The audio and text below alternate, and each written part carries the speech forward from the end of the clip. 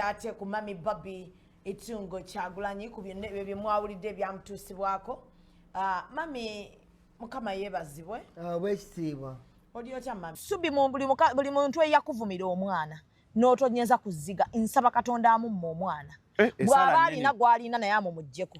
Alright, Abana Uganda, His Excellency Robert Kyagulanyi win once again mu lutalo luno oyinza okumbuuza tikiki ate batya ogenda kubeera nga obinyonyoka Shami mu mayanja goli mu kubeera nga olaba ku screen yo hasaawa zineno kye bakola omwana we. Oh my god, abika byamaziga hawali ku internet era wetwogerera saawa zino embeera gyali mu kubeera nga ayitamu eya depression naye tali bulungi naye nga tetunagendayo. Nyongera okujjukiza video ino soko jimpereka like bumaze subscribing hawe gate ku mukutu gwa figuno nakolwalenga benkugambye omukulu Shami Mayanja aina video gye yakola edda mujijukira bulungi ebiseera ebyo nga Baby Kyagulanyi jeno muhozi kaini lugaba we yalumba makage agemagere yavayo nakola skit ngalinga alaga antino Baby Kyagulanyi yali akola ki yali yekoze kati Abana Uganda bamutereka kumbe wabula Abana Uganda muli bazibu hakimu mukola saawa zino olaba nitamale mirundi junior mukwano gwe kenyini avudeyo namugamba waba ayogera ku nsonga z'abalala baleke naye bogere ku nsonga ze alekera okubeera nga anenya banne bakubeera kula kuvayo ne bakola ki ne bamuwa opinion zaabwe. Njagala osooka owulize Tamale mirundi junior male nkuleetere Shami mu mayanja ye kenyini male nkuleetere bakadaama kye bamukola mu maaso awo lutalo lwennyini.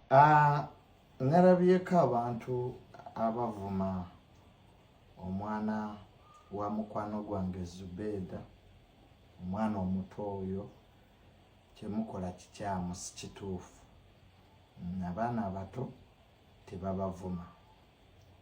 Naye era ekyokubiri ba YouTuber nammwe mulina okwekeberamu.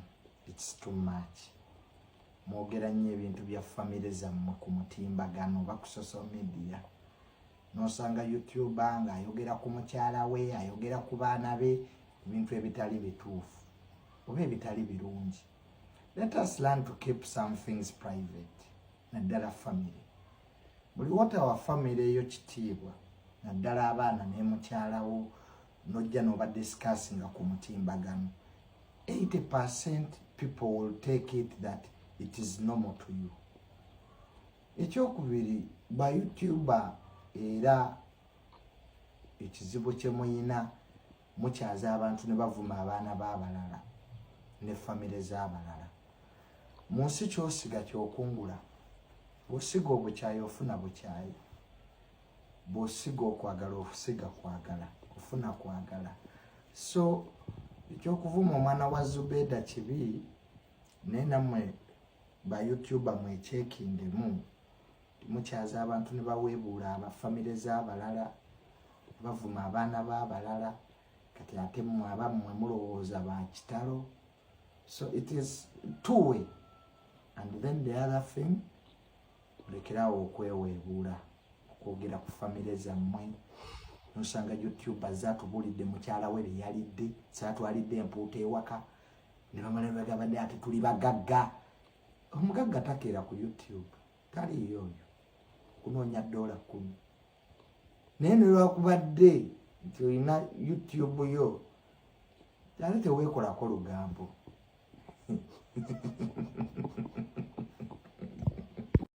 Alright, ndoza Tamale mirundi junior mumuwulidde bulungi nnyo naye avuddeyo n'amuwabula nagamba nti no woba oyogera ku banno obvious case naawe wekiri kutuukako balina okukwogerako. Video eno njagala ogiwa obute ng'omukulu Shami mu mayanja ng'alaga ye amunyiivu lwakuba abayogedde ku mwana we kibi naye mujjukire naye ayina kye yakola tanaba kubeera nga yeetondera Bannayuganda kyekiriwa okubeera nga azannya mu kaseera kazibu Baby Kyagulanyi biki by'ayitamu ng'abizanya nga joke ye n'amoti. Video ino sokolize ng'ageza kubeera nga yeewera abaana ba National Unity Platform. Nina gwe nalabye omuvubuka wa birevu badde saamwogerako naye namugambye ye ngenda mumwogerako bamuyita Good Life oba biki ayina ebirevu bwe biti. Good Life Eddie. Good Life Eddie. Wagambye nti ndi mukopi. Nogamba mbuno kikaka bannange Zubeda osesa oli mukopi n'onvumira namu se mwana tosaamugulya glasses z'omwana ezo zokka zayambadde rent wo mmere yo you cannot even afford omwana oyo By the way, Fabaina abana bali special. Mwabatabali ntebuso affordinga because she's special. Ekifo kyatula mu class doctor we yajja mu class yonna n'abala nti wano wagenda otuula ne bateeka wakatebe doctor ino okujja. That's how special she is. But sasirayo omuzadde ng'alina omwana omu alina ekizibu ng'ekyowange ng'ekitasobola kyafoodinga nga gye bali bangi. So good life Eddie nze badde simanyi nti osobola ovuma abantu but me as a person njagala kukutegeeza nti tosobola kubanga onsinga okwagala omwana wange. Buli ayambaza omwana glasses amanyi beeyi etya bweri ku glasses ate tosobola beera waawo ng'omwana tayambadde glasses.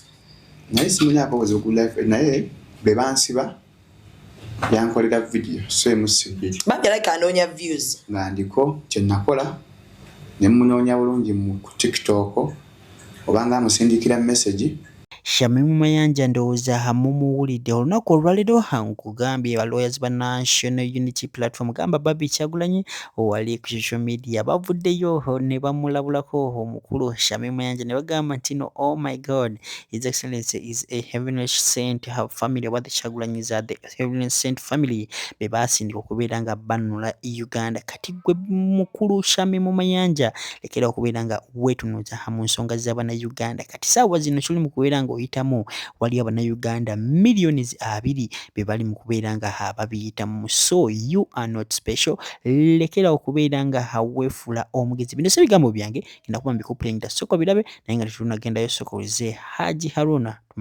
Assalamu alaikum wa rahmatullahi wa barakatuh. Yenze Haji Haruna omusomi w'edduwa asangibwe Bulumaji ku luguudo lw'Ejjinja nkola ku bintu ebyenjawulo nga muli endwadde zitawaanya abantu ababulijjo. Nkola ku abo bonna abalina ebizibu mu mukwano. Bw'oba olina ebizibu mu mukwano jangu gyendi neeyonera nsobole okumalira ensonga. Nkola ku mikisa egy'emirimu, nkola ku abo abaagala okugenda ebweru, omuntu nk'okozesebwa amajiini, okozesebwa saitwani, ebyo byonna mbikolako. Osobola okukozesa ennamba z'olaba ku screen oba okuweereza obubaka ku WhatsApp. Kuba bakuvumira omwana ne bw'obeera strong otya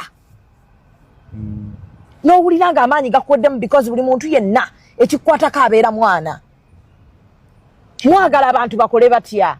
Waliyo afukamira n'agamba Katonda mpa omwana ng'ayiwa endusu gyali mwana aveyo bulungi. Waliyo yali asabyeko Katonda nti mpa omwana omulema. Taliyo. Gwe nodda n'ojeeja omwana wa munno n'omuleeteddemu abantu okugenda mu depression because mmwe muyina empisa embi. Katonda abafunze n'abaana mbwa mmwe mubanoonye musabe abaana nga Mukama tababawa nga buli wogenda osindika. Well, thank you so much Mami Zubeda. Webale nnyo webalire ddala naye njagala kwogera ku nsonga gy'ovuddeyo okwogera.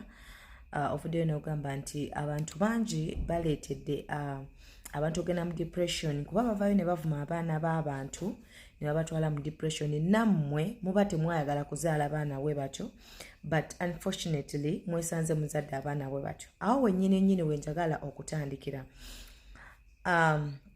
Ensi eno kyosiga kyokungula, temuli mu science, temuli mu rocket science, temuli mu kintu kyonna. Ensigo gyosiga gyokungula. Ensi eno kyogiwa kyekuddiza. Most of the time obadde ng'otugamba ebigambo ebyo. Ensi eno kyovaayo n'ogiwa kyekuddiza. Wosiga obulungi okungula bulungi, wosiga obubi okungula bubi. Waliwo abantu abavaayo no ku social media nga babadde bayimbira nga sirabangako nga babavumye. Lwaki? Kuba nabo tebavuma abaana b'abantu oba nabo si baana b'abantu, nabo tebavaayo kuvuma abalala. Akitegedde. In most cases waliwo abantu abamu abavaayo ku social media kuno ne mwogerera abantu bannammwe bubi nnyo ne mubabeerako ne mubakosa in actual sense ng'oyogedde for your personal interest naye nga toyogedde mu butuufu nga wekirina okubeera but because maybe oyo muntu omwagala because of kigera novaayo n'okola ekintu naye nga si kituufu.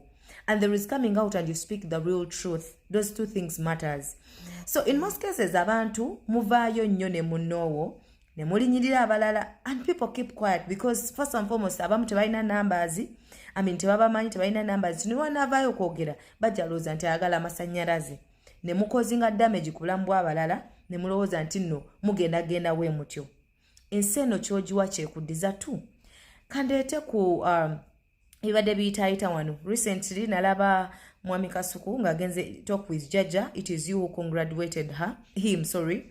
Ekyokubiri we bayisiza ssente yagambye asookera ku mmwe ab'okumwanjo. Kati wembuulizaawo ekibuuzo, do you know the pain that you have caused to the Ugandans? Mumanyi pain gye mulese ku bannayuganda nga beebuuza ebibuuzo nga bino, mirimu ki gye mubadde mukolera gavumenti okubawa ssente ezo, nga ne bamember of parliament ababakolera tebabawa ezo ssente? Mulimu ki gye mubadde mukola okubawa ezo ssente? Ssente y'omuwoomusolo, abantu nga babonaabona, abantu nga bayisibwa bubi okulaba nga ezo ssente bazifuna. Do you know the pain that you guys have caused in our hearts? So kyo nagamba nti tuli mu nsi gwosobola ovayo okola ekintu kyonna as long as it makes you happy. Goloza abalala tekibakosezza. Things don't just happen from the blue. No. Actually, ovuddeyo no, you have even gone ahead n'okolomera abaana b'abantu mbu nabaana zaabwe zivunde. Like you actually you're more worse than them. Shegedde, because at least abantu bava nti banaana kuzaala. Quran gy'osoma ekugamba etya? Bible gy'ensoma egamba omuntu akuba ku luno omuwane luno akube. Oshegedde. So you've not portrayed the image of a mother. Oshegedde. Go wajeo family no jitukuba. And when you bring out the family, expect the negativity or the positive part. Oshegedde. So kati wova ate n'okulomera abaana b'abannamwe mbu nabaana zivemu lwakuba boogedde bi n'abaana bo we balivaayo ne bakomentinga ekintu ekyo oba ne bakola ekibi waliwerawo omuntu oyo alibakolimira. And that is how the chain moves. Kyovola baffe Bible gye tusoma egamba God stands with the people abwe mulabanga abasirusiru. Musobola okujja waneno mu bulimbi bannayuganda tutambudde emyaka gyonna muvuddeyo at the end mu campaign. That is when you have shown us the part where you belong. Ebyo byonna temubiraba nti abantu balina ennaku n'obulumi ku mitima gyabwe because babadde bamanyi you guys you're on the right cause with them at the end of that day. Kubanga regardless oyinza ogamba yenze nsobola okuvayo nenjagala kyonna kyenjagala, but regardless ekituufu kyogerebwa ne munno Shalom we yali akava mukomera bukilips we buli wano yagamba ye ayagala kulonda Mwami Robert Kyagulanyi Ssentamu at the start. Oshegera wavayo n'ogamba nti amateeka gakola buli kimu naye nga mukyala munnange ddala amateeka gakola kuba nakulaba otuuziza Mwami Shalom omunnyonnyola nga amateeka we gakola. Awembuliza ekituufu ddala Maama Zubeida amateeka gakola e Uganda? Mbuuza bubuuza wano sevoola mbuuza bubuuza. Deep inside your heart, dala amateeka wano gakola. Sheged, obo bonna bulumi. Kyovola banze kugamba ebintu ebimala things don't just happen. God has a reason to why. So kateekera okolimira abaana b'abanno. Sheged, gwe kyoyita nti ofunamu ssente. How sure nti kikosa omulala? Lwaki tebavuma abantu bavayo ne bakola business zaabwe? Lwaki tebabavuma? Ndabi waneno Mirembe nga avaayo n'akola business, but I've never seen anyone attacking Mirembe mbulwaki okola. Kuba bamanyi sente azijja muntu uyo. And you bali bawa sente mwakoze mulimu ki? Mwakoze mulimu ki? Omanya abantu abafiira emulago. I've never seen you talking about banage twagala eddwaliro twagala amalwaliro gwabeera ku ogamba nti ku Galo Child kwotava. Sikulabangako ng'ovuddeyo n'ogamba gavumenti nti abune Kasuku otuuke wajjajja mugamba amalwaliro bamaama abazaala bali bubi. I've never seen you doing that mama. Naye sente billioni 5 I believe you are very happy. Oshegedde wali musanyufu nnyo. So gwe kyolaba nti tokosa abalala, how sure nti tokosa abalala? First examine yourself before condemning others. Kyovola bakana kagalo esigadde zitunulamu gwe. Things don't just happen. Ensigo gy'osiga gy'okungula. Kale gwoba tuwakikola tunula yako mu family ani yakikola. Oshegera nzikyengamba ebintu ebivaawo nebi happening abo happenings no. Kati bino byonna byovuma ne you exchange words ofaanananiranga ddala nga bo because ekibi tekijjaawo kibi. Mami ekibi tekijjaawo kibi. Ate awo bajja kwongerera ddala because goloza lwaki omwana wo mulese mweno period abantu ne bamukomentingako we batyo. Goloza lwaki? Okitegedde? Omanyi abantu nga in life abantu omuntu asobola okukola ekintu ekibi n'owulira ennaku n'ogamba naye mukama omuntu ono alira abadde ennaku ng'era abamu abali mu bibuga abaazimba emyala abantu bali mu kukaaba naye wobuuza naye mukama bano abantu ddi oshegera katonda kyova olaba yeesigaliza ate ekyo ky'osabira katonda engeri gy'osaba kyova agamba okusaba kwaffe si kwayimiryako kutukolera nedda okitegedde era agamba tetusabe na bulungi ebyo by'osabira abaana bano tebigenda kutuukawo it will never happen okitegedde ky'osaba katonda si kyawa omulala senga kyali bwe kityo senga abantu betusabidde okufa senga baafa dda okusaba kwaffe si katonda kwayimiryako okukola. God stands with the people with the right cause. Are you really righteous before people? Gwe otuukiridde eri abantu, gwe tovuma abantu, gwe tolinyirira abantu, and then you'll be like, yes, let me come and stand with you.